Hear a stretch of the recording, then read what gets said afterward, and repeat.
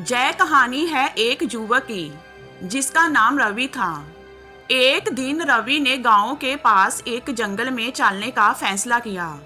वह अकेले जंगल में घूम रहा था और धीरे धीरे उसका मन उस गांव की ओर खींच गया जिसके बारे में उसने कभी सुना नहीं था। रवि ने अपने रास्ते में एक पुराने अजनबी दिखने वाले रास्ते को चुना। जब वह वहां पहुंचा तो वह हैरान हो गया और डर गया। गांव कुछ अद्भुत दिख रहा था। वहां कोई आवाज नहीं थी, कोई रास्ता नहीं था और वहां का मौसम भी अजीब था। रवि ने धीरे धीरे उस गांव के अंदर चलना शुरू किया। हर कदम पर उसका डर बढ़ता जा रहा था। गांव में कोई जीवित नहीं था। सभी घर छिपे हुए थे और हर एक घर के दरवाजे बंद थे।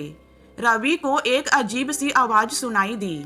वह ध्यान देने लगा और उसने एक हल्की सी चीख भी सुनी।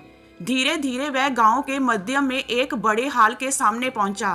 वहां उसने एक भूतिया दृश्य देखा। गांव के वहां का हाल बर्बाद और भयंकर था। लोग थे पर वह सब अपने घरों में बंद थे और उनकी आंखों में डर था। रवि को समझ आ गया कि वह गुमनाम गांव में फंस गया है। जब रवि वहां से बाहर निकलने के लिए प्रयास किया तो वह हैरान हो गया। उसने देखा कि गांव का मार्ग बदल गया था। वह गांव के बाहर निकला लेकिन उसने कभी फिर वहां कभी जाने का सोचा नहीं। इस तरह रवि ने एक अजीब और भयंकर गांव की दुनिया का सामना किया जो किसी नक्शे में नहीं दिखता था। वह अपने अनुभव से भरपूर होकर वापस गया लेकिन उसकी आत्मा हमेशा उस गुमनाम गांव में फंसी रह गई।